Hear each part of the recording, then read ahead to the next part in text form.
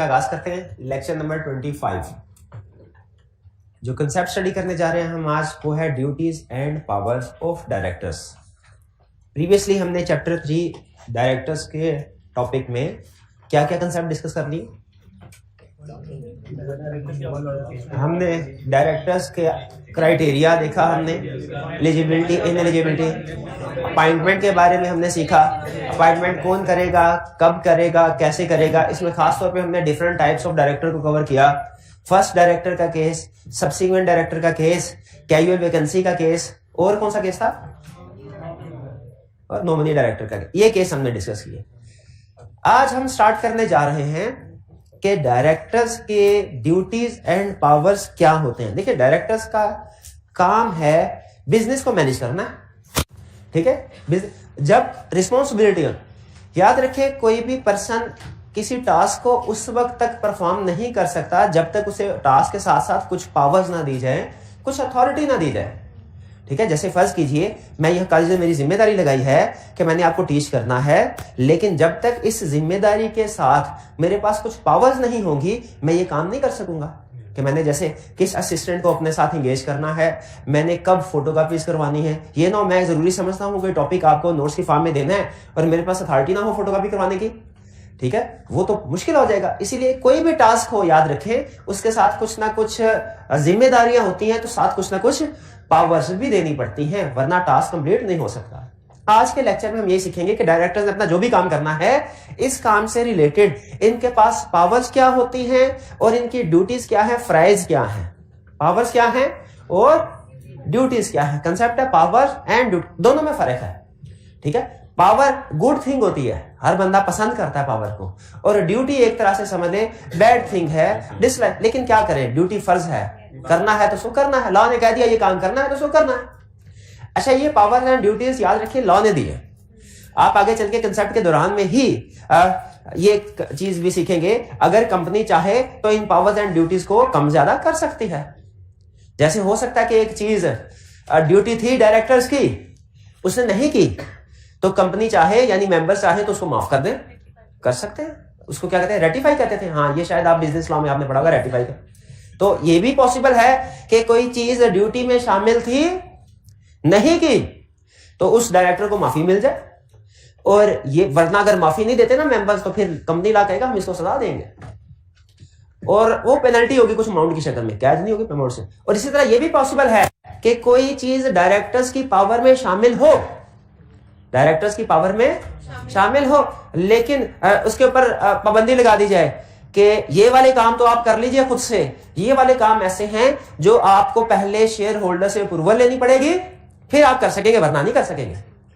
यानी पावर्स और ड्यूटीज हम पढ़ेंगे जरूर, ये एक जनरल लिस्ट है, लेकिन इसमें एडिशन या रिस्ट्रिक्शन लग सकती है। पहले बताइए ये कंसेप्ट समझ आया कि नहीं। मैंने अभी तक आपको बताया है पावर और ड्यूटी में फर्क क्या है, फिर इसके बाद ये बताया है पावर और ड्यूटीज जो है वो एडलेस हो सकती हैं, यानी पावर के साथ आप कोई पाबंदी भी लगा सकते हैं कि ये पावर इस्तेमाल करनी है ना, अगर ये बड़ी पावर है, ये छोटी मोटी कर लो डायरेक्टर सारे तुम खुद, ये बड़ी पावर है, ये इस्तेमाल करनी है तो मेंबर्स की रजामंदी लेना जरूरी है, ये पावर के केस में। और ड्यूटीज के केस में ये भी हो सकता है कि कोई ड्यूटी किसी की लगाई और उसने वो काम अगर नहीं किया, वो ड्यूटी पूरी नहीं की, तो शेयर होल्डर चाहे तो माफी, क्योंकि पैसा तो उनका लगा है ना।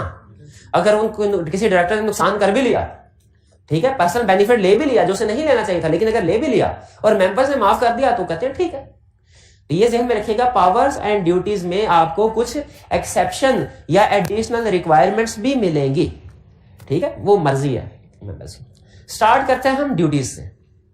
ड्यूटी के एक डायरेक्टर की जिम्मेदारियां क्या क्या हैं, फिर हम पढ़ेंगे पावर्स के इन ड्यूटीज को पूरा करने के लिए डायरेक्टर्स के पास पावर्स क्या क्या है। पहले ड्यूटी, अच्छा ड्यूटी कुछ ज्यादातर duties general language generic form में है कि डायरेक्टर को चाहिए अच्छा काम करें। अब क्या काम करें ये नहीं बताया, जनरल बात कर दी, अच्छा काम करें।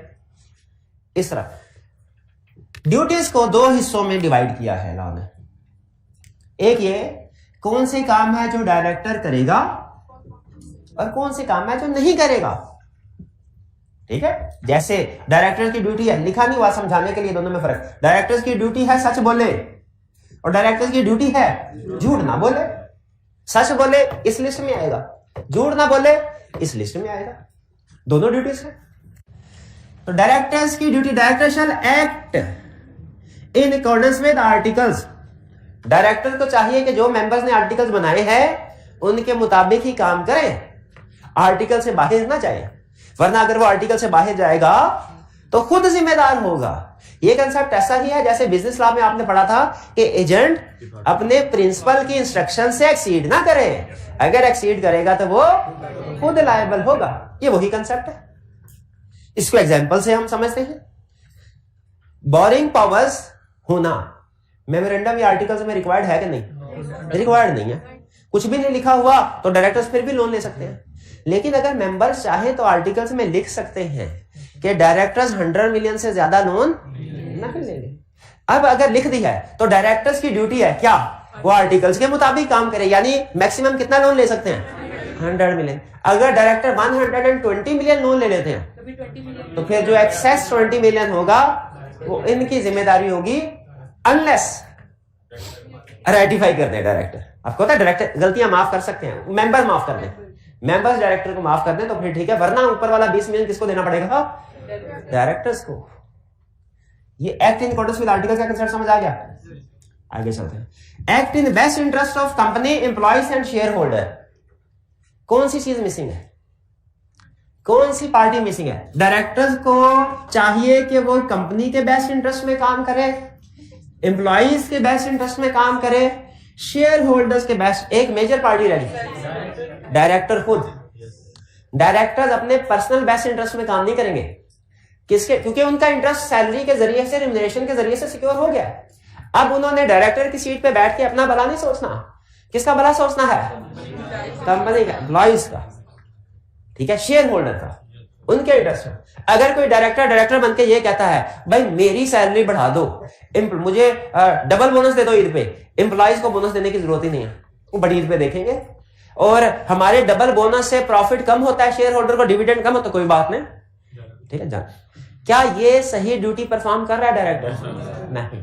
ये है act in best interest of company, employees और शेयर, लेकिन अपने बेस्ट इंटरेस्ट में काम नहीं करना। देख ले कहीं लिखा तो नहीं हुआ, एक पढ़ के तसल्ली करा दे मेरे कि डायरेक्टर्स अपने इंटरेस्ट बेस्ट इंटरेस्ट में नहीं लिखा हुआ ना? हाँ सही लिखा हुआ।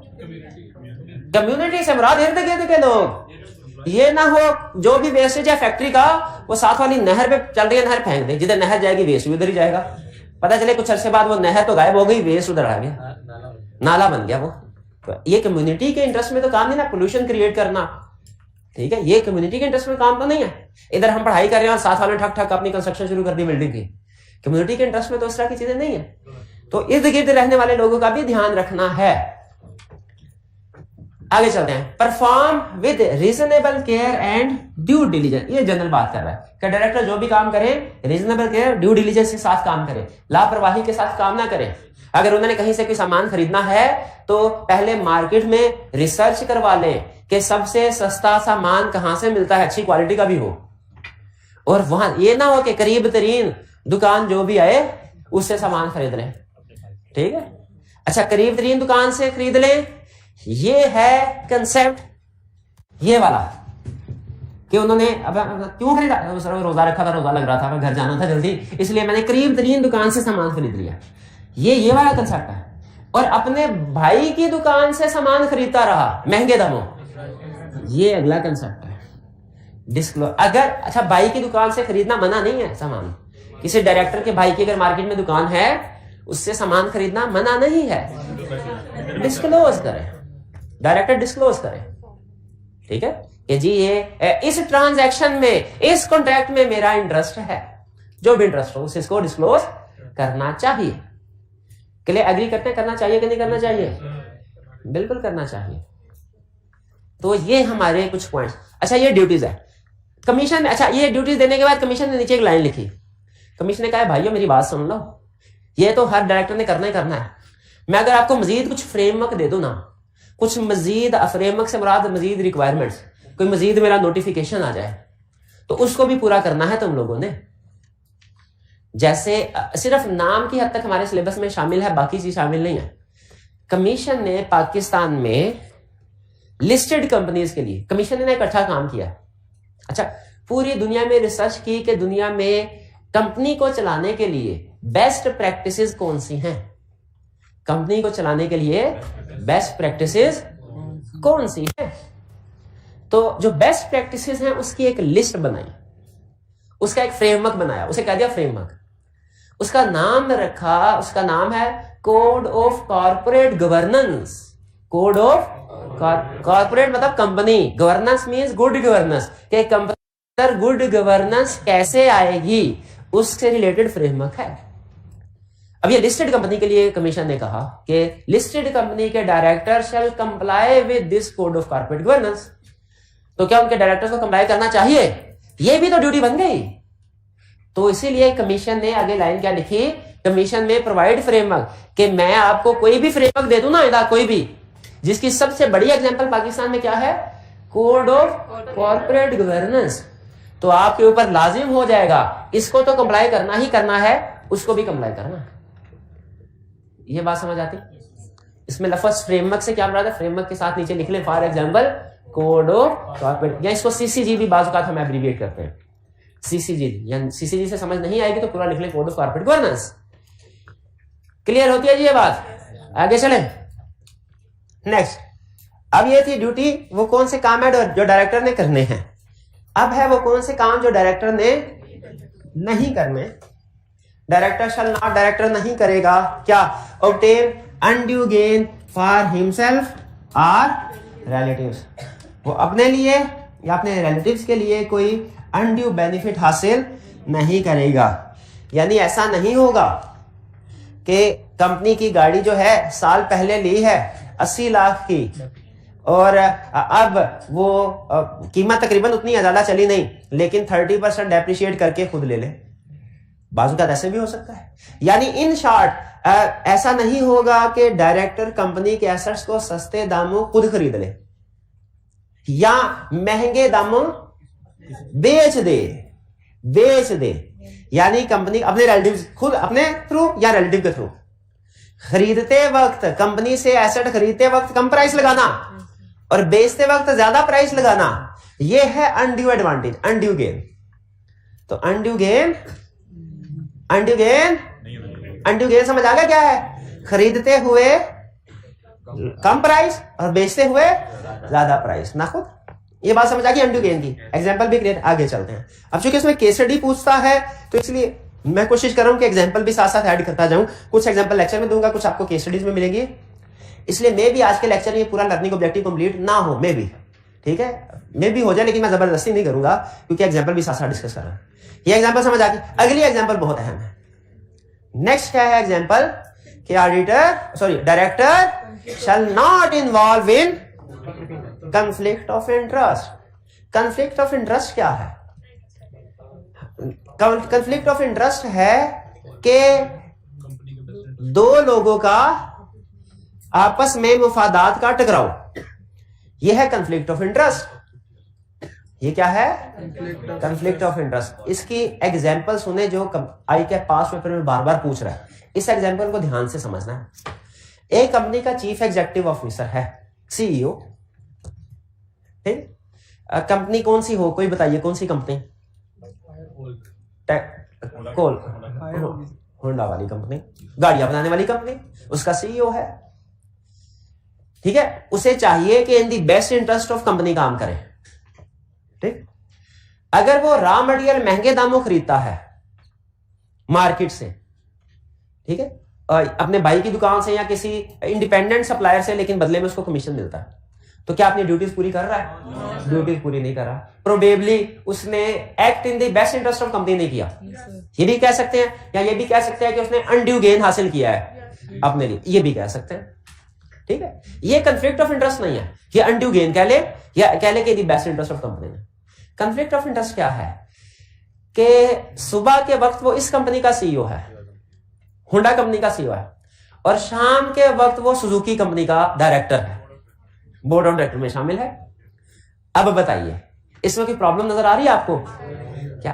क्योंकि एक पर्सन को कंपीटिंग बिजनेस में इंगेज नहीं होना चाहिए। चीफ एग्जीक्यूटिव को कंपीटिंग बिजनेस में क्यों होना चाहिए? भाई वो उधर का भला सोचेगा कि उधर का भला सोचेगा? इसका भला, दोनों का भला नहीं हो सकता ना, एक का भला सोचेगा तो दूसरे का बुरा ऑटोमेटिकली हो जाएगा। इस तरह की सिचुएशन को अवॉइड करना है, इसे कहते हैं conflict of interest. Conflict of interest का मतलब यह है कि आपके सामने दो पार्टीज हैं, एक का भला सोचे तो ऑटोमेटिकली दूसरे का बुरा हो जाए, यह है कन्फ्लिक्ट ऑफ इंटरेस्ट। तो आपने क्या करना है, कन्फ्लिक्ट ऑफ इंटरेस्ट से अपने आप को बचाना है। खुदा ना खास्ता चचा जी की और ताया जी की लड़ाई हो जाए, अब देखें, अब आप दरमियान में फंस गए कि छुट्टी आई है, छुट्टी एक है, अब किसके घर जाऊं, चचा के घर चचा से मिलने जाऊं तो ताया जी बुरा मान जाएंगे, ताया जी से मिलने जाऊं तो चचा बुरा मान जाएंगे, दोनों से मिलने जाऊं तो दोनों बुरा मान जाएंगे, वो समझेंगे इधर की खबरें उधर से और उधर की खबरें लेने इधर आ गया है। ऐसी सिचुएशन में क्या करें, चुप करके लाइब्रेरी में सारा छुट्टी का दिन गुजारे पढ़ते। कंफ्लिक्ट ऑफ इंटरेस्ट ये है कि आपके सामने दो पार्टीज हैं, एक का भला सोचेंगे तो दूसरे का बुरा ऑटोमेटिकली हो जाएगा, या वो समझेगा कि बुरा है। यह है कंफ्लिक्ट ऑफ इंटरेस्ट। इसकी क्लासिक एग्जांपल जो आपने कभी नहीं भूलनी वो क्या है कि एक कंपनी का चीफ एग्जीक्यूटिव किसी दूसरी कंपनी, सिमिलर कंपीटिंग बिजनेस में, कंपीटिंग में, नॉन कंपीटिंग में नहीं, समझ रहे हैं, कंपीटिंग बिजनेस में इन्वॉल्व नहीं होना चाहिए, ठीक है। यानी दूसरी कंपनी गाड़ियां बनाती है, उसकी मैनेजमेंट में नहीं होना चाहिए। हाँ, दूसरी कंपनी हवाई जहाज बनाती है, फिर हो जाए। दूसरी कंपनी चीनी बनाती है, शुगर मैन्युफैक्चरर है, हो जाए। दूसरी कंपनी आईटी बेस्ड कंपनी है, फिर हो जाए। एक कंपनी गाड़ियां बनाने वाली, दूसरी company IT service. Competing business के कंफ्लिक्ट ऑफ इंटरेस्ट के एग्जांपल समझ आई है, शाबाश। ये इसको अंडरलाइन कर ले और इसके साथ लिख ले एग्जांपल, चीफ एग्जीक्यूटिव इन कंपीटिंग बिजनेस। चचा ताया वाली क्लासिक एग्जांपल नहीं है, वो तो वैसे ही आपको दे दी। क्लासिक एग्जांपल क्या है, चीफ एग्जीक्यूटिव इन कंपीटिंग बिजनेस, ये अल्फाज लिख लें, सीईओ इन कंपीटिंग बिजनेस। आगे चलते हैं। असाइन हिज ऑफिस, डायरेक्टर अपना ऑफिस असाइन नहीं करेगा। डायरेक्टर है कंपनी का, करियाने की दुकान का मालिक थोड़ा ही है। करियाने की दुकान का मालिक क्या, बेटा आज मेरी तबीयत खराब है, जाओ तुम दुकान खोलो। बेटा क्या करता है, जाके दुकान खोल लेता है। डायरेक्टर कहे बेटा आज मेरी तबीयत ठीक नहीं है, आज तुम कॉलेज से करो छुट्टी और जाओ मेरी जगह पे डायरेक्टर बन के फाइल साइन करो। कैसे होना चाहिए, ये है assignment of office. Assignment of office का मतलब क्या है कि ऑफिस किसी और को सौंप देना। भाईजान ये करियाने की दुकान थोड़ी किसी और को सौंपने के फर्क है। डायरेक्टर एक गलत फैसला कंपनी को डुबो सकता है, तो क्या डायरेक्टर के पास ये ऑप्शन होनी चाहिए कि अपनी जगह किसी और को ऑफिस असाइन कर ले? नहीं होनी चाहिए। शेयर होल्डर ने उसे अपॉइंट किया तो मतलब उसी को अपॉइंट किया, वो आगे किसी और को अपॉइंट करे ये नहीं चलेगा। शेयर होल्डर ने किसको अपॉइंट किया, डायरेक्टर को, तो मतलब डायरेक्टर ही काम करेगा, कोई और। यह है assignment of office, assignment of office, ठीक है। ये काम नहीं करना। आगे चलते हैं। इस तरह का कंसेप्ट आपने शायद बिजनेस लॉ में भी पढ़ा होगा, जिसमें कहते हैं सरकार, वो सरकारी जॉब के लिए था कि पब्लिक ऑफिस आप किसी को सेल नहीं कर सकते, पैसे लेके अपनी जगह पे किसी को वो पोस्ट देते हैं। बाज़ औक़ात सरकारी अफसर होता है, जूनियर होता है, उसकी तरक्की रुकी होती है, तो जूनियर मजबूरन कहता है सर जी ना आप छोड़ दें, ना आप मर रहे हैं, ऐसा कीजिए रिजाइन कर दें, पैसे मेरे से ले लें, मुझे बड़ा शौक है FBR में डिप्टी डायरेक्टर बनने का, ठीक है, तो ये आप पैसे लीजिए। तो वो क्या है, वो उधर ही उन्होंने कहा था नहीं हो सकता। तो यहाँ पे डायरेक्टर भी किसी को पैसे लेके या किसी और वजह से अपनी जगह पे किसी और को डायरेक्टर की पोजीशन में बैठा सकता है? नहीं। इसे कहते हैं असाइनमेंट ऑफ ऑफिस, और assignment of office is not allowed. Assignment of office, ये बातें समझ आ गई सारे? अच्छा, एंड में देखिए ये क्या कह रहा है, और ये आपने मुझे समझाना है कंसेप्ट। एनी नेग्लिजेंस, डिफॉल्ट या breach may be ratified through special resolution. Negligence, default या ब्रीच क्या कह रहा है? कह रहा है ऊपर अगर कोई गलती हो जाए, अगर कोई गलती ऊपर वाले काम करने थे नहीं किए, या नहीं करने थे कर दिए हैं, करने थे नहीं किए, क्या अमर बिल मारूफ और नहीं अनिल, तो जो करना था वो नहीं किया, माफी मांग ले। माफी तो भाई माफी किससे मांगनी है डायरेक्टर ने? शेयर होल्डर से, स्पेशल रेजोल्यूशन के जरिए। एनी नेग्लिजेंस, डिफॉल्ट या ब्रीच, मतलब इनमें से कोई भी वायलेशन हुई, मे बी रेटिफाइड, यानी उसको प्रूव किया जा सकता है थ्रू स्पेशल रेजोल्यूशन, ठीक है। जैसे फर्ज कीजिए 120 मिलियन का लोन ले लिया, डायरेक्टर ने फिर कहा, डायरेक्टर ने कहा सर जी 120 मिलियन ऊपर आप घर लेके नहीं गया, आपकी कंपनी में लगाया, ये देखें ये प्रोजेक्ट। फौरी तौर पे स्पेशल रेजोल्यूशन के लिए मीटिंग कॉल करनी थी, मीटिंग के लिए 21 दिन चाहिए थे, उस वक्त फौरी तौर पे डिसीजन ना करते कंपनी बंद हो जानी थी। ये मेरा कसूर है तो बताएं, आपके भले के लिए क्या, आपकी मेहरबानी, क्या कर रहे हैं आप मेरे साथ। तो मेंबर कहेंगे कोई फिक्र नॉट, नो, अभी स्पेशल रेजोल्यूशन पास करते हैं, इसको रेटिफाई कर देते हैं। तो रेटिफाई कर सकते हैं क्या? ये आखिरी वाली लाइन समझ आ गई? चलिए बार बार पूछेंगे तो नहीं, ऑनलाइन मैंने पूछेंगे बार बार। आगे चल रहे हैं, पावर ऑफ डायरेक्टर्स। अब ये ड्यूटीज क्लियर हो गई, अब क्या आ गया? Powers of director. Power of directors को भी दो हिस्सों में उसने डिवाइड कर दिया है। पावर ऑफ डायरेक्टर को भी दो, घर वालों ने भी आपको कुछ पावर्स दी हुई हैं, हैं? जब चाहे बाइक निकाल के निकल जाए घर से बाहर, हैं? कॉलेज जा रहे हैं, लाइब्रेरी जा रहे हैं, दोस्त के साथ मिलके एक अकाउंटिंग का क्वेश्चन समझ नहीं आ रही, उसे पूछना है, पावर दी है भाई, घर वालों ने बाइक की चाबी दी है ना, तो मतलब पावर दी है आपको, घर की चाबी नहीं दी। हाँ, घर के, हाँ, तो कागजात इसलिए नहीं दिए आपको, उन्हें पता है आपका, लेकिन पावर दी है। कुछ पावर्स ऐसी हैं जो घर वालों से पूछे बगैर आप एक्सरसाइज कर सकते हैं, कर सकते हैं। हाँ, फ्रिज में से जो मर्जी बोतल निकाल के पी लें, ना इसकी इजाजत नहीं है। फ्रिज की इजाजत मेहमानों के लिए रखी होती है, मेहमानों के लिए रखी होती है। फिर हमारी क्रिएटिव ऑडिटिंग, हाँ थोड़ा सा पी के बोतल पी के है ना, ऐसे करते हैं। छोटे होते हैं तो मेरी बढ़िया की शैम्पू की बोतल होती थी ना, उसमें कार्रवाई करता था, शैम्पू लगा लिया, बाद में पानी डाल के भर लिया, पता ही ना चले। तो घर वालों ने इसकी अथॉरिटी, कुछ कामों की अथॉरिटी दी, कुछ की वो पूछ के करने पड़ते हैं काम। अम्मी जी बोतल पी लूं, अम्मी जी बोतल पी लूं, अगला जवाब सेंसर। उसी तरह कंपनी के अंदर डायरेक्टर्स के पास भी कुछ पावर्स हैं, डायरेक्टर्स के पास भी कुछ पावर्स ऐसी हैं वो जो मेंबर से पूछे बगैर एक्सरसाइज कर सकते हैं, और कुछ पावर्स ऐसी हैं जो मेंबर से पूछ के करनी पड़ेंगी। ये देखिए, पावर्स के डायरेक्टर को दो हिस्सों में डिवाइड कर दिया। ये वो पावर्स हैं जो जनरल मीटिंग के अप्रूवल के बगैर कर सकते हैं, और ये वो पावर्स हैं जो के अप्रूवल के साथ कर सकते हैं। ठीक है, अब बताइए पहले कौन सी समझाऊं? दोनों पहले, इजी वाली पहले समझ लेते हैं। वैसे तो दोनों इजी हैं, लेकिन निस्बतन जो ज्यादा इजी है वो कि power of directors without obtaining approval in general meeting. पहले यानी ये वो खुद ही कर सकते हैं। अच्छा, एक चीज ध्यान में रखिएगा, इससे मुराद ये नहीं है कि कोई एक डायरेक्टर खुद से ही क्या कर, ये नहीं है। यानी डायरेक्टर्स मिलके ये काम कर सकते हैं। ये जो पावर्स है ना, ये सिंगल डायरेक्टर की नहीं है, बोर्ड ऑफ डायरेक्टर्स की है। ठीक है, बोर्ड ऑफ डायरेक्टर यानी शेयर इशू करने हैं।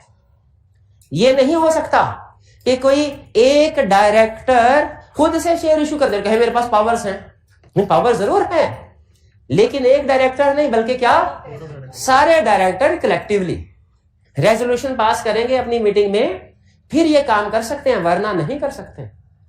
और मेंबर्स की मीटिंग में जो फैसले होते हैं ना, वो दो तरह से होते हैं, या ऑर्डिनरी रेजोल्यूशन पास करके या स्पेशल रेजोल्यूशन पास करके। लेकिन डायरेक्टर्स की मीटिंग में आपको पता है सारे डायरेक्टर्स की पावर क्या होती है? सेम होती है। जिसके पास 1 लाख वोट लेके डायरेक्टर बना, उसकी भी वही पावर, जो 10,000 वोट लेके बना उसकी भी वही पावर। तो बोर्ड मीटिंग में जितने भी फैसले होते हैं वो सिंपल मेजॉरिटी से होते हैं। ये ऑर्डिनरी रेजोल्यूशन और स्पेशल रेजोल्यूशन का कंसेप्ट जनरल मीटिंग में तो है, बोर्ड मीटिंग में सिंपल रेजोल्यूशन का वर्ड आपको मिलेगा, साथ में ऑर्डिनरी या स्पेशल का लफ्ज नहीं लिखा होगा। फिर से, बोर्ड ऑफ डायरेक्टर्स की मीटिंग में जितने भी फैसले होंगे सिंपल रेजोल्यूशन से होंगे, ऑर्डिनरी रेजोल्यूशन या बोर्ड रेजोल्यूशन का वर्ड नहीं मिलेगा। सारे फैसले होंगे सिंपल मेजोरिटी की बेस पे, यानी ज्यादातर डायरेक्टर्स जो कह दें। ठीक है, अच्छा, सिंपल मेजोरिटी टोटल की होती है या प्रेजेंट की होती है? प्रेजेंट की। ये कंसेप्ट आपको जनरल मीटिंग में भी बताया था। ये कंसेप्ट सेम है कि जब कैलकुलेशन करनी है तो सिर्फ प्रेजेंट को काउंट करना। पहला कंसेप्ट, डायरेक्टर्स की क्या पावर है? विदाउट शेयर इशू कर सकते हैं, डिबेंचर इशू कर सकते हैं, या बारो मनी उधार ले सकते हैं। डायरेक्टर चाहे तो ये तीनों काम कर सकते, लेकिन इसमें एक ट्विस्ट है कि जो मेमोरेंडम में ऑथोराइज्ड कैपिटल की अमाउंट है वहां तक शेयर इशू कर सकते हैं। अगर उससे ज्यादा शेयर इशू करने हैं तो फिर जनरल मीटिंग की अप्रूवल की जरूरत होगी। ये बात समझ आई? आगे चलते हैं। डिबेंचर भी इशू कर, और आपको पता है कुछ डिबेंचर्स होते हैं बेस्ड ऑन इंटरेस्ट और कुछ होते हैं नॉट बेस्ड ऑन इंटरेस्ट। जो debenture not based on interest होते हैं, जो debentures not based on interest होते हैं, उनके बदले में क्या मिलता है? इंटरेस्ट नहीं मिला, हाँ प्रॉफिट में से हिस्सा मिलता है। शाबाश, पहला कंसेप्ट डन जी। दूसरा टू मेक लोन। अच्छा, बारो मनी और टू मेक लोन में क्या फर्क है? बारो मनी का मतलब लोन लेना, टू मेक लोन देना। डायरेक्टर लोन ले भी सकते हैं, लेकिन इन दोनों में ट्विस्ट है। जब लोन लेना है तो देख लो आर्टिकल्स की, अगर लिमिट आर्टिकल्स में है तो उसके अंदर अंदर लोन लेना है, बाहर में, ठीक है। और जब लोन देना है, भाई लोन दे सकते हैं ना, कोई एम्प्लॉय आ जाए और वो कहे कि सर हालात बड़े खराब है, ईद पे बच्चों खरीद के नए कपड़े खरीदने के लिए पैसे नहीं है, बराए मेहरबानी मुझे कुछ उधार दे दीजिए। क्या डायरेक्टर्स एम्प्लॉय को उधार दे सकते हैं? बिल्कुल दे सकते हैं। डायरेक्टर्स उधार दे सकते हैं एम्प्लॉयज को। इसमें ट्विस्ट क्या भला?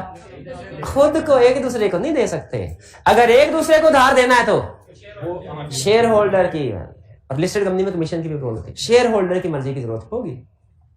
भाई ये बात समझ आई आपको? आगे चलते हैं। नहीं, एम्प्लॉयज को दे सकते हैं, एम्प्लॉयज को जितना मर्जी लोन दे दो, एम्प्लॉयज के अलावा किसी को नहीं दे सकते। वो आगे आप स्टडी करिए। अगला कंसेप्ट इसी पे, इन्वेस्टमेंट। अगला कंसेप्ट वही है, क्या एम्प्लॉयज के अलावा किसी कंपनी को दे सकते हैं? अगला कंसेप्ट ये है टू मेक इन्वेस्टमेंट।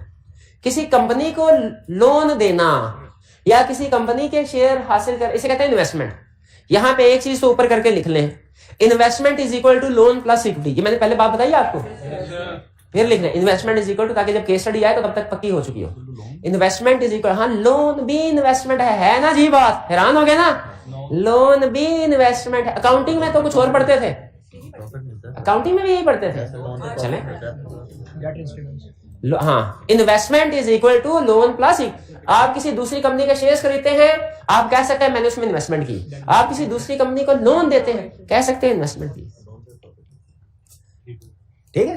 अच्छा, कंपनी डायरेक्टर्स किसी दूसरी कंपनी में इन्वेस्टमेंट कर सकते हैं? यस, कर सकते हैं। ट्विस्ट क्या है इसमें कि अगर वो दूसरी कंपनी एसोसिएटेड कंपनी है, अगर वो दूसरी कंपनी एसोसिएटेड कंपनी है तो फिर डायरेक्टर्स नहीं दे सकते, फिर शेयर होल्डर्स की परमिशन चाहिए होगी। आम कंपनी को दे सकते हैं, एसोसिएटेड कंपनी को इन्वेस्टमेंट नहीं दे सकते। एसोसिएटेड कंपनी में इन्वेस्टमेंट नहीं कर सकते। अगर एसोसिएटेड कंपनी में इन्वेस्टमेंट करनी है तो क्या करना पड़ेगा? शेयर होल्डर से अप्रूवल लेनी पड़ेगी। अब आप परेशान हैं, नहीं हैं परेशान, मुझे पता है। आप मेरे से परेशानी छुपाना भी चाहे ना तो नहीं छुप सकते। वालदैन से कोई परेशानी छुपती है? नहीं छुपते। हाँ, ये अलग बात है। वालदैन दिल में कह रहे हो अच्छा हुआ तेरी हरकतें ऐसी थे, नहीं करते फिर भी अफसोस ही होता है चाहे आपकी हरकतें ऐसी क्यों ना हो। मुझे पता चल गया आप परेशान है। किस बात से? ये एसोसिएटेड कंपनी क्या है? इस बात से पड़ा नहीं, वो जो पड़ा है ना, वो होल्डिंग और सब्सिडरी है। शाबाश, वो एसोसिएटेड नहीं है, होल्डिंग और सब्सिडरी है। क्या पड़ा है? अगर एक कंपनी के पास दूसरी कंपनी के 50% से ज्यादा शेयर हो, वो होल्डिंग सब्सिडी बन जाए। बेसिक कंसेप्ट ये, प्रॉपर डेफिनेशन नहीं, वो तो वो छाप लेंगे, वो जो याद की हुई हमने। अच्छा, ये जो याद की हुई हमने ये कहा तो भाई का रंग क्यों उड़ गया? नहीं याद की हुई क्या? होल्डिंग सब्सिडी की डेफिनेशन तो कॉन्फिडेंट होके बैठे ना। हाँ, सुन लो तो सुना देंगे। तो 50% से ज्यादा शेयर खरीदे तो कौन सा रिलेशनशिप बनता है? होल्डिंग सब। और 20% से ज्यादा खरीदे एसोसिएटेड। तो यहाँ पे एसोसिएटेड जहां पे लिखा है अंडरलाइन करके लिख दे साथ के 20% शेयर्स एसोसिएटेड के साथ अंडरलाइन करके नीचे ब्रैकेट में लिख दे 20% से, जिससे पता चल जाए कि एक कंपनी दूसरी कंपनी की एसोसिएटेड कब बनती है? जब उसके पास 20% शेयर्स हो या उससे ज्यादा। अच्छा, इससे उससे ज्यादा है। सुन कहने लगा सर 80% शेयर थे, एसोसिएटेड थोड़ी है। आपने तो कहा था 20% पे। मैंने कहा शाबाश आपकी जहानत पे। ठीक है, 20% पे एसोसिएटेड बन जाती है तो क्या 25% में नहीं बनेगी? 80% पे तो सब्सिडरी बन जाएगी। ये है गलत। 80% पे सब्सिडरी भी बन जाएगी, एसोसिएटेड तो रहेगी। 20% से ऊपर एसोसिएटेड तो रहेगी, एसोसिएटेड तो ठीक है ना। एसोसिएटेड, ठीक है। कहे सर मैं करोड़पति तो हूँ, लखपति नहीं हूँ, बोल। साथ वाला एक लगाएगा, कहते तेरे को पता नहीं है कि लखपति बन के ही करोड़पति बनता, जो करोड़पति है वो लखपति भी है कि नहीं है? तो इसीलिए जो होल्डिंग सब्सिडरी है वो एसोसिएटेड भी है। भाई एसोसिएटेड बनेगी तो फिर होल्डिंग सब्सिडरी पे पहुंचेगी ना। रिलेटेड पार्टी मैंने बोला ही नहीं, मैंने लफ्ज रिलेटेड पार्टी बोला। काउंटिंग ज्यादा प्रैक्टिस कर रहे हैं आजकल लगता है भाई। मैंने तो एसोसिएटेड बोला, एसोसिएटेड के साथ कहा। अब पूछे सर व्हाई स्टूडेंट्स फेल, ये देख इसने मैं 20% कहा था, 20% लिखा है गलब के, हालांकि किसी वजह से पता केस स्टडी में इस्तेमाल होना लिखा है। शाबाश शाबाश, नहीं सच में लिखा है इसने, शाबाश शाबाश। नहीं तो ये तो फेल, ये तो पास होने वाले हैं, इनकी बात थोड़ी कर रहा था मैं। कितने स्टूडेंट्स ने लिखा है 20% वाली बात? शाबाश शाबाश। चलिए आगे एसोसिएटेड के साथ तो मेक इन्वेस्टमेंट समझ आ गई। नॉर्मल कंपनी में इन्वेस्टमेंट करनी है तो कर ले। अगर ट्विस्ट क्या है, अगर एसोसिएटेड कंपनी में इन्वेस्टमेंट करनी है तो मेंबर्स की अप्रूवल। आगे चलते हैं। To approve quarterly financial statements and annual financial statements. Annual financial statements क्या होती है आपको पता है? जो साल बाद बनती। एक कंपनी का साल शुरू हुआ 1 जनवरी को और खत्म कब होगा? 31 दिसंबर के अगले साल 1 जनवरी, 31 दिसंबर। तो एक स्टूडेंट कहने लगा सर, उसने क्वेश्चन में कहा है 1 जुलाई को कंपनी शुरू हुई है और साल खत्म हो गया, तो साल तो खत्म हुआ है अगले साल 1 जुलाई को। उसने क्वेश्चन में 30 जून लिखा हुआ है, तो ये एक दिन गलत लिखा हुआ है ना, ये सही लिखा हुआ है। जो साल 1 जनवरी को शुरू होता है वो कब खत्म होता है? 31 दिसंबर।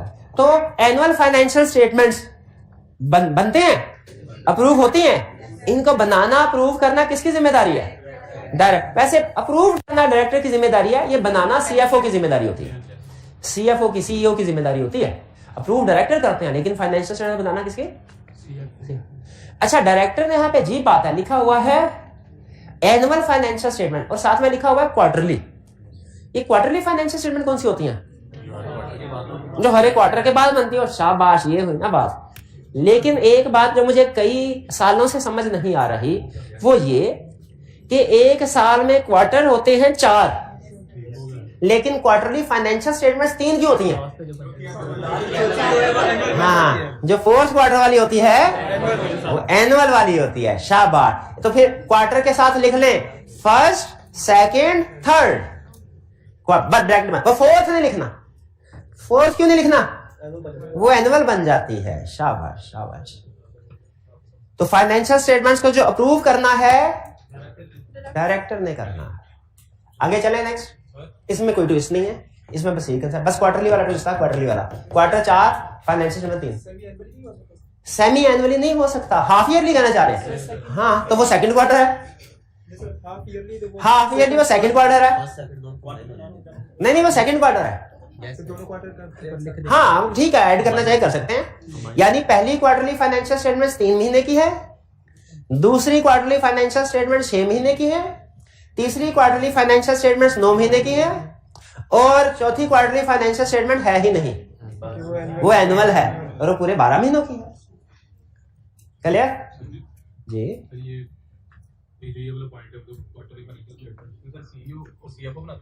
जी, इसको सीईओ और सीएफओ बनाते हैं बिल्कुल, और डायरेक्टर्स इसको अप्रूव करते हैं। सीईओ तो डीम्ड डायरेक्टर होता है जी, खुद ही काम करके। सीईओ डीम्ड डायरेक्टर, एक डायरेक्टर है, डीम्ड डायरेक्टर है, लेकिन बाकी भी तो हैं, बाकी भी तो देखेंगे क्या हो रहा है। ये थोड़ी है सीईओ जो मर्जी करके इशू कर, बाकी कहेंगे यार हमें तो दिखाओ क्या चल रहा है। टू डिक्लेयर, ये सारे कंसेप्ट आपके तकरीबन ज्यादातर कंसेप्ट आपने आगे पढ़ने हैं, इसलिए मैं स्पीड थोड़ी स्लो कर दी, एग्जांपल थोड़ी ज्यादा एक्सप्लेन, ताकि आगे वाले चैप्टर्स की भी बेस डेवलप हो जाए। Next concept interim dividend. Interim dividend बाद में समझेंगे, पहले बताएं डिविडेंड आपको पता क्या होता है? क्या होता है? प्रॉफिट का वो हिस्सा शेयर होल्डर्स को डिस्ट्रीब्यूट कर दिया जाता है, उसे कहते हैं डिविडेंड। जिस तरह फाइनेंशियल स्टेटमेंट्स की 2 टाइप्स है ना, क्वार्टरली फाइनेंशियल स्टेटमेंट्स और एनुअल फाइनेंशियल स्टेटमेंट्स, डिविडेंड की भी 2 टाइप्स हैं, इंटरम डिविडेंड, फाइनल डिविडेंड। अगर तो जिन कंपनीज का थोड़ा थोड़ा प्रॉफिट होता है हर महीने, वो एक ही डिविडेंड देती हैं साल के बाद, एनुअल डिविडेंड या फाइनल डिविडेंड।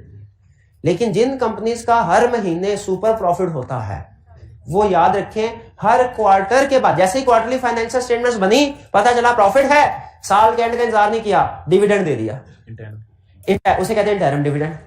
अगले सेकंड क्वार्टर की फाइनेंशियल स्टेटमेंट बनी, पता चला इतना प्रॉफिट, संभाला ही नहीं जा रहा, संभाला ही इतना प्रॉफिट, क्या करें इसका, बांट दो, फिर इंटरम डिविडेंड दे दिया। थर्ड क्वार्टर आया, फिर प्रॉफिट, इतना प्रॉफिट संभाला ही नहीं जा रहा, क्या करें, बांट दो, फिर इंटरम डिविडेंड दे दिया। एनुअल फाइनेंशियल स्टेटमेंट्स बने, इतना प्रॉफिट संभाला ही नहीं जा रहा, क्या करें, बांट दो, तो क्या करेंगे, कौन सा डिविडेंड होगा, इंटरम नहीं, अब की बार फाइनल होगा। जब पूरा साल खत्म होने पे डिविडेंड दिया जाता है, फाइनल डिविडेंड है, और जो क्वार्टर खत्म होने पे दिया जाता है, इंटरम डिविडेंड है। Interim dividend is announced on the basis of quarterly financial statements, final dividend is announced on the basis of annual financial statements. ये बात समझ आई? अच्छा बताइए, क्या शेयर होल्डर हर क्वार्टर में जमा होते हैं, कि उनकी मीटिंग साल बाद होती है? तो खुद बताइए आप, क्वार्टरली फाइनेंशियल स्टेटमेंट को शेयर होल्डर अप्रूव करेंगे क्या डायरेक्टर्स? डायरेक्टर्स। लेकिन एनुअल फाइनेंशियल स्टेटमेंट्स को तो यहां पे नोट कीजिए, उसने to approve, to declare interim dividend कहा हुआ है, फाइनल डिविडेंड नहीं कहा। फाइनल डिविडेंड कहां आएगा भला? शेयर होल्डर्स की। ये बात समझ आ गई? तो अगर आपने एग्जाम में डायरेक्टर्स की पावर में सिर्फ इतना भी लिख दिया ना, टू डिक्लेयर डिविडेंड, वो भी गलत होगा। हाँ जी, पूरा concept, to declare interim dividend. Next, bonus for employees. Eid bonus employees को देना चाहिए, कौन अप्रूव करेगा? डायरेक्टर्स करते हैं। फिर next concept, to incur capital expenditure on fix. अच्छा, अगर आपने अकाउंटिंग ना पढ़ी होती है कंसेप्ट आपको समझ नहीं आता, लेकिन चूंकि उम्मीद है आपने अकाउंटिंग पढ़ी होगी, ये आपको फौरी तौर पर समझ आ जाएगा। कैपिटल एक्सपेंडिचर क्या होता है? Fix asset. ये इसमें बाइंग भी आ जाती है, खरीदना भी, और कंस्ट्रक्शन भी आ जाती है, कंस्ट्रक्शन भी आ जाती है। हाँ जी, टू इनकर कैपिटल, तो इसका आसान मतलब पता क्या है? To incur capital expenditure on fix asset, to buy fix asset या टू एक्वायर फिक्स एसेट। वो एक्वायर करना कोई भी हो सकता है, वो बाइंग भी हो सकती है, वो कंस्ट्रक्शन भी हो सकती है। तो फिक्स एसेट्स खरीदने का फैसला कौन करता है कंपनी के अंदर? डायरेक्टर। अच्छा, यहां पे एक लफ्ज लिखा है, थोड़ा अजीब सा लग रहा है। उसने लिखा है to incur capital expenditure on fix asset, यानी फिक्स एसेट को एक्वायर करना कौन करेंगे? एक्विजिशन के डिफरेंट मेथड होते हैं, बाय भी हो सकता है, कंस्ट्रक्ट भी हो सकता है, लीज पे भी आप फिक्स एसेट हासिल कर सकते हैं, फाइनेंस लीज उसे कहते हैं। लेकिन लीज वाली बात उसने मेरे ख्याल लड़ा से की है। हाँ, लीज वाली बात उसने लड़ा से की है। यहां पे बाकी के कैपिटल एक्सपेंडिचर उसने लिखा है एक्सीडिंग अमाउंट एज नोटिफाइड। जो कमीशन ने अमाउंट नोटिफाई की उससे ज्यादा का एसेट बाय करना हो तो डायरेक्टर्स बाय करेंगे, डायरेक्टर्स बाय कर। ये बात समझ आ रही है आपको? कमीशन ने कहा हुआ है, फर्ज कीजिए 1 मिलियन, उसने कहा 1 मिलियन से ज्यादा का एसेट बाय करना है तो डायरेक्टर्स की अप्रूवल से होगा।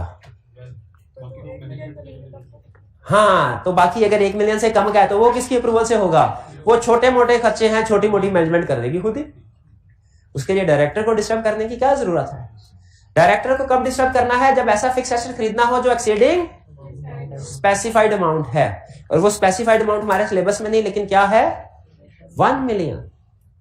1 मिलियन, ठीक है। लास्ट टाइम तक जो मैंने लॉ पढ़ा था ओरिजिनल कंपनीज एक्ट, उसमें तो 1 मिलियन था, अब पता नहीं कितना, तकरीबन इतना ही होगा, 1 मिलियन। ठीक, तो 1 मिलियन से कम वाला डायरेक्टर नहीं खरीद सकते। एक स्टूडेंट आके कहने लगा, सर इसका मतलब मुझे समझ आ गया कि 1 मिलियन से ज्यादा का एसेट डायरेक्टर खरीद सकते हैं, कम का नहीं खरीद सकते। नहीं नहीं, कम का तो लोअर मैनेजमेंट ही खरीद लेगी, लोअर मैनेजमेंट खरीद। 200 लीज में भी सेम कंसेप्ट है। लीज पे भी आपने कुछ एसेट एक्वायर करने हैं ना, तो अगर 1 मिलियन से ज्यादा की अमाउंट की लीज है तो डायरेक्टर अप्रूव करेंगे। 1 मिलियन से कम की है तो मैनेजमेंट भी कर सकते हैं। कुछ समझ आ रही है कि कोई नहीं? तो कैपिटल एक्सपेंडिचर और लीज वाला कंसेप्ट सेम है। इसमें लफ्ज एक्सीडिंग से आपने गलत फहमी का शिकार नहीं होता। कुछ स्टूडेंट कहते हैं लफ्ज सर एक्सीडिंग का मतलब ये है कि इससे ज्यादा का तो खरीद सकते हैं, कम का नहीं। ज्यादा का कर सकते हैं, कम का क्यों नहीं खरीद सकते? लेकिन वो ये नहीं खरीदते, वो जूनियर मैनेजमेंट खरीद लेती है। खरीदना चाहे खरीद सकते हैं, क्यों नहीं खरीद सकते? खरीदना चाहे तो 10 रुपए की चीज खरीद लें, डायरेक्टर हैं, खरीदना चाहे तो 10 रुपए की चीज, लेकिन वो नॉर्मली छोटी मोटी चीजों को इग्नोर करते हैं। ठीक है, जैसे इसमें देखें, उसने कहा bonus for employees director approve कर, सैलरीज की बात नहीं की उसने, सैलरी भी तो पे होती है, वो रूटीन की है, वो खुद ही मैनेजमेंट कर लेती है, ये अप्रूव करना चाहे वो भी कर सकते हैं। अगर मल्टीपल कैपिटल एक्सपेंडिचर्स और वो एग्रीगेट करके वो अगर मल्टीपल कैपिटल एक्सपेंडिचर एग्रीगेट करके 1 मिलियन से हो जाएं तो वो फिर आपको डायरेक्टर्स की मीटिंग में अप्रूव करवाने पड़ेंगे। बात होता है पूरा प्रोजेक्ट होना 6 महीनों में कंप्लीट, उसमें हो सकता है हर रोज 7-8 लाख का खर्चा हो, तो हर रोज 7-8 लाख का खर्चा होगा 6 महीनों के लिए। खुद बताइए उस प्रोजेक्ट की अप्रूवल होनी चाहिए कि नहीं? तो अगर इंडिविजुअली 1 मिलियन से कम है लेकिन एग्रीगेट होके 1 मिलियन से ज्यादा खर्चा बन रहा है तो वो भी अप्रूव करवाना होगा। ठीक है, वरना टैक्स में ना कुछ लोग साइंसदान बनते हैं, वो कहते हैं अगर खर्चा कोई लिमिट है, मुझे एग्जैक्टली याद नहीं, मैं टैक्स का टीचर तो नहीं हूँ, तो बात अगर 1 मिलियन से ज्यादा के खर्चे पे कोई टैक्स लगना है ना, तो वो क्या करते हैं भला, वो कहते हैं कि भाई 15 लाख की एक चीज नहीं, एक 7 लाख की इनवॉइस बनाओ, एक 8 की बनाओ। तो इस तरह के चक्कर जो है वो डायरेक्टर्स कहते हैं हमें ना दीजिए। अगर एक ही प्रोजेक्ट से रिलेटेड मुख्तलिफ छोटे छोटे खर्चे हैं जो मिलके 1 मिलियन से ज्यादा होने हैं, तो आपने क्या करना है? अप्रूवल लेनी है। एक ही प्रोजेक्ट ना तो फिर हो सकता है, क्योंकि बहुत से मुख्तलिफ नेचर के खर्चे होते हैं, अब हर एक के लिए डायरेक्टर को थोड़ी लाएंगे। फिर इसके बाद to authorise director for entering into transaction, बहुत ही अहम कंसेप्ट। इससे पहले किस कंसेप्ट के बारे में मैंने कहा था बहुत ही अहम है आज के लेक्चर में? कॉन्फ्लिक्ट ऑफ इंटरेस्ट वाले में। ठीक है, अब ये भी बहुत ही अहम, authorise director for entering into transaction, ये कंसेप्ट मिलता है इस कंसेप्ट से। अगर सामान खरीदना है, रॉ मटेरियल भाई की दुकान से खरीद सकता, लॉ ने मना नहीं किया हुआ, लेकिन लॉ ने कहा ये ट्रांजैक्शन है, मना नहीं किया, लेकिन क्या कहा? ये ट्रांजैक्शन मशकूक है। इसलिए अगर कभी भी ऐसी ट्रांजैक्शन हो जिसमें डायरेक्टर का इंटरेस्ट इन्वॉल्व हो, क्या इन्वॉल्व हो? इंटरेस्ट ऑफ डायरेक्टर्स, तो डायरेक्टर्स को चाहिए, जिसका इंटरेस्ट है उसको चाहिए कि बाकी डायरेक्टर्स को डिस्क्लोज कर दें। क्या डिस्क्लोज कर दें? कि मेरा इंटरेस्ट है। और बाकी के ये नहीं शामिल होगा, बाकी के डायरेक्टर्स फैसला करें कि इस ट्रांजैक्शन को ऑथोराइज करना है, अप्रूव करना है कि नहीं करना। यानी डायरेक्टर्स के पास ये पावर है कि वो अगर किसी एक डायरेक्टर की ट्रांजैक्शन को अप्रूव करना चाहे तो कर सकते हैं। लेकिन याद रखें, जिस डायरेक्टर का इंटरेस्ट था वो नहीं करेगा, वो नहीं करेगा, वो करेगा तो इधर ड्यूटी की वायलेशन हो जाएगी। ये याद रखिएगा, जिस डायरेक्टर का किसी ट्रांजैक्शन में इंटरेस्ट है वो उसको अप्रूव नहीं, तो कौन करेगा? बाकी के डायरेक्टर्स। क्लियर? अच्छा, यहां पे लेक्चर खत्म कर दूं कि एक ट्विस्ट उसमें बता दूं? ट्विस्ट बताओ, 30 सेकंड है। अगर 10 डायरेक्टर हैं, एक डायरेक्टर का इंटरेस्ट है, वो क्या करेगा? बाकी के 9 को डिस्क्लोज करेगा, और बाकी के 9 क्या करेंगे? अप्रूव करेंगे उसको। अच्छा, अगर इंटरेस्ट एक डायरेक्टर नहीं 6 डायरेक्टर का है, फिर हाँ जी, जब मेजॉरिटी ऑफ डायरेक्टर का इंटरेस्ट हो जाए ना, फिर बात बोर्ड मीटिंग में डिसाइड नहीं होती, फिर कहां होती है? General meeting. ये कंसेप्ट याद रखिएगा, एक डायरेक्टर का इंटरेस्ट हो तो रिमेनिंग अप्रूव करेंगे, मेजॉरिटी का इंटरेस्ट हो तो मेंबर्स अप्रूव करेंगे। अहम कंसेप्ट है, ये ज़हन में रखना है आपने। फर्क समझ आ रहा है ना दोनों में? चलिए, और कोई क्वेश्चन? ये केस स्टडी के लिए अहम है। रिप्रोडक्शन का क्वेश्चन भी है कि आपने 2-3 दफा पूछा है, लेकिन ज्यादातर ये केस स्टडी के लिए अहम है। ठीक है जी, ठीक है। लेक्चर के बाद टेस्ट 2 रिटर्न किया जाएगा, ये तो निकल गए होंगे। टेस्ट फ्रॉम, ये मुझे स्टार्ट में बता दिया। आज का लेक्चर यहाँ पे खत्म करते हैं हम। अल्लाह हाफिज।